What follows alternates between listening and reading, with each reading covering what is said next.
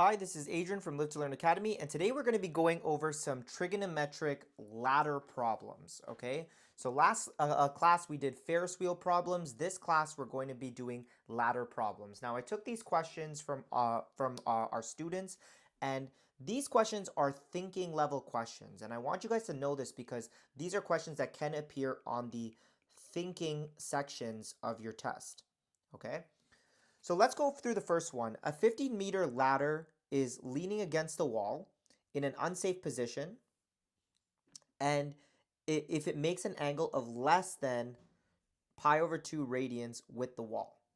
Use the compound angle formula to determine the exact expression for the minimum distance that the foot of the ladder can be placed from the wall so that the ladder is standing safely. Okay, so let's look at this. Let's first draw this out. First, we got this wall, okay? So this is the wall. Then we have a ladder, okay? This is the ladder, and the ladder is 15 meters in length, okay?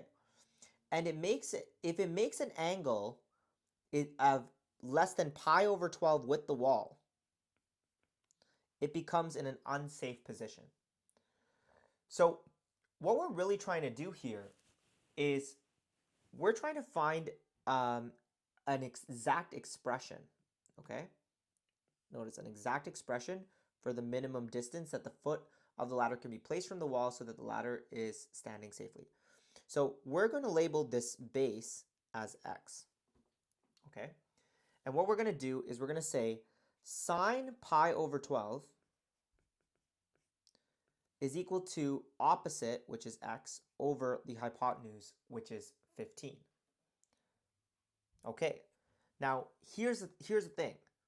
I can put this all into my calculator and I can just bring the 15 up and do 15 sine pi over 12 equals x, but I'm going to get a decimal answer, right, in radians, which is right, but the question's telling us to have an exact expression, which means that it must be in radicals or it cannot be a decimal, okay? So we got to use the compound angle formula in order to make it not a decimal.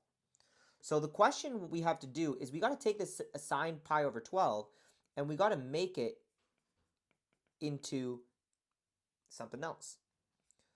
So sine pi over 12 is the same thing as saying sine 4 pi over 12 minus 3 pi over 12. And the reason I did this is I actually want to use this double angle formula, sine x minus y, which is equal to sine x cos y minus cos x sine y. So now that I have this sine pi over 12 and I split it up, I'm going to use this to say this is going to be sine pi over 3 minus pi over 4. Okay? Just want to move this over. And then from here, what I'll be doing is I'll be saying, okay, sine pi over 3 times cos pi over 4 minus cos pi over 3 sine pi over 4. And all I did was I used the compound angle formula to get this new formula right here. Now from here, guys, we're using our special triangles. So remember, we got two special triangles that we have to memorize when it comes to this unit. The first one is the pi over 4 special triangle, which is 1, 1, root 2. And the second one is the pi over 6 special triangle with the pi over 6, pi over 3, root 3, 2, 1. So let's look at this. What is sine pi over 3? Sine pi over 3 is opposite over hypotenuse, which is root 3 over 2. Cos pi over 4 is going to be 1 over root 2. Cos pi over 3 is going to be 1 over 2. And sine pi over 4 is going to be 1 over root 2. And what we're going to do is we're actually going to clean this up. So we'll have root 3 over 2 root 2 minus 1 over 2 root 2, which essentially just gives us root 3 minus 1 all over 2 root 2. Okay, so now that we have this, we know from our original equation, it's going to be 15 times sine pi over 12, which is going to give us x. And that 15 sine pi over 12 is actually this guy over here. So this is going to be root 3 minus 15 times root 3 minus 1 all over 2 root 2. And that is our answer right there. So notice how we had to use, now obviously we could have just solved for x by plugging it into our calculator, but the reason the question asked us to do this is it wanted us to use the compound angle formula right here in order to find the exact expression, which is an expression that is not a decimal. So notice how this is an expression, right? With the root 3 minus 1 over the 2 root 2, that's an expression, right? Not a decimal. So this is a great way, for teachers to test you guys on a test. I've actually seen this type of question on a test as well. So it's a great one to review over. Okay, let's go to another thinking problem. This one is a little bit trickier. So if you're in AP classes or IB classes, you may get a question like this, but I have also seen this done in academic classes. So it's worth knowing, okay? So here it says a ladder is against a vertical wall. So a ladder is against a vertical wall. So we're going to call this the wall, and this is the ladder. It's against a vertical wall at an inclination of alpha. So we'll say that's the inclination to the horizontal. Vertical wall with an inclination of alpha to the horizontal. So its foot is being pulled away from the wall through a distance p. So what's happening here? The foot of the wall is actually going to be pulled away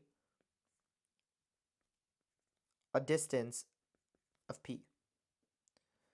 And when that foot is pulled away a distance of p, the upper end slides down a distance of q. So this is guys, this is like reading comprehension. A lot of people just get confused right away. This is really just understanding what's going on here. So this point slides a distance of q downwards.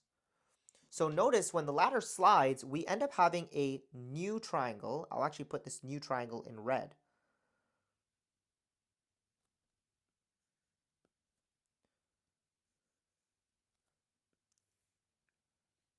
Okay? So we have this new triangle going on. And this angle makes an angle beta to the horizontal. Okay? An angle beta to the horizontal. So here it says, show that P over Q is equal to this equation.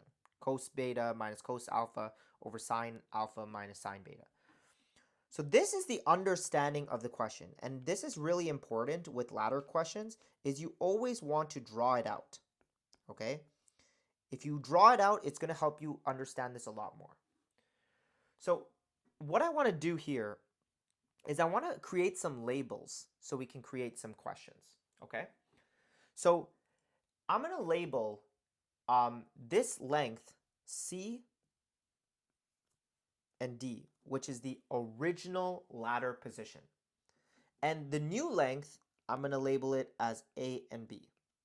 Okay? Now here's something that we know, is A and B is actually the same thing as C and D because the ladder did not change in length. The ladder is still that same length. It just slid down the wall, right? So the ladder's length, we're going to call this L. We're going to call this L, okay? That is the length of the ladder. And now we're going to form some equations using the alpha and the beta. So the first equation I want to form is cos alpha and sine alpha, okay? So here's another thing. We also have to label the remaining distance, which is the y and the x. Now mind you, this x goes from here to here, and this y goes from here to here. So it's the new, the remainder of what's left. Okay? So now that we have the x and y, we can find cos alpha and sine alpha. So cos alpha is talking about the original triangle, right? The cos alpha and the sine alpha are talking about the original triangle. So let's look at cos alpha and sine alpha. Cos alpha is going to be x, which is the adjacent, all over the hypotenuse, which is L. And I'm going to relabel the latter as L, so we know. So adjacent over hypotenuse. Now, sine alpha is a little bit different. It's actually going to be opposite, so the q plus the y, all over the hypotenuse. So that's what we did with our first triangle. Now, the second equations I want to form are with the second triangle. So we're talking about the red triangle now. So cos beta and sine beta. So cos beta is actually going to be p plus x, which is my adjacent, all over my hypotenuse, which is L. And sine beta is going to be y over L. Okay. Now, the reason I'm creating these equations, right, is because I want to be able to formulate this P over Q situation going on. So that means we actually have to find what P is and what Q is. So if I look at what P is, right, P is the same thing as saying P plus X minus X, okay? Because P is whatever P plus X is minus the X, I'll be left with P. But here's the thing.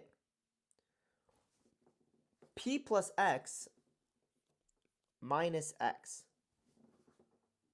What actually is P plus X?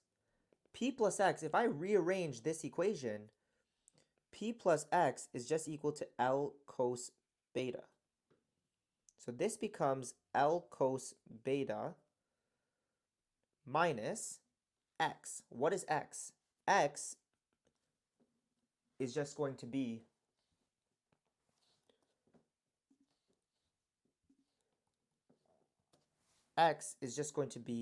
L cos alpha.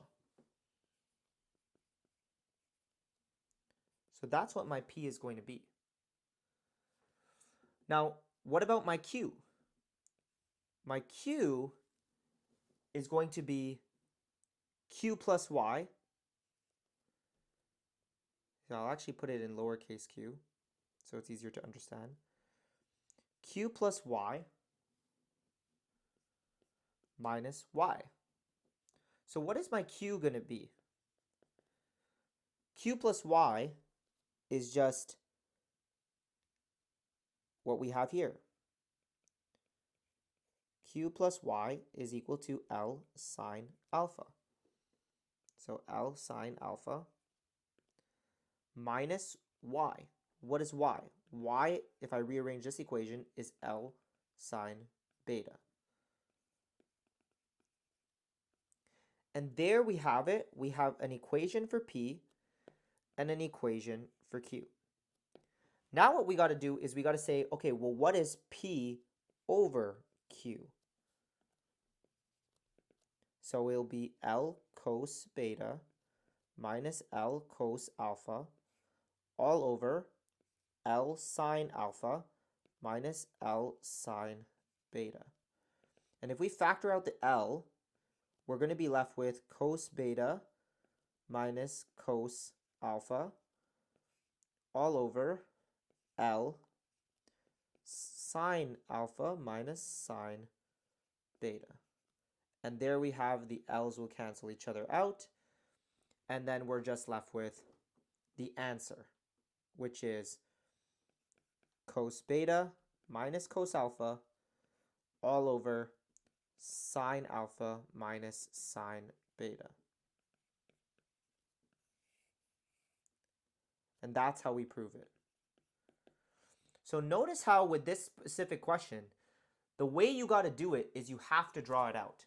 If you don't draw out the question correctly, you're not going to be able to understand how to get the trig ratios. Anytime you see something like this, it's really baiting you into saying, okay, how can we find all of these trig ratios? Cos alpha, sine alpha, cos beta, sine beta. And then how can we manipulate these ratios to get what we have here? So if you found these latter questions very helpful, guys, feel free to share them, with your friends who are also struggling with these types of questions. And if you guys have additional questions, feel free to drop it in the comments or send it to our team if you're in our tutoring program, and we'd love to answer them on YouTube for you guys. So without further ado, I'll see you guys in the next lesson.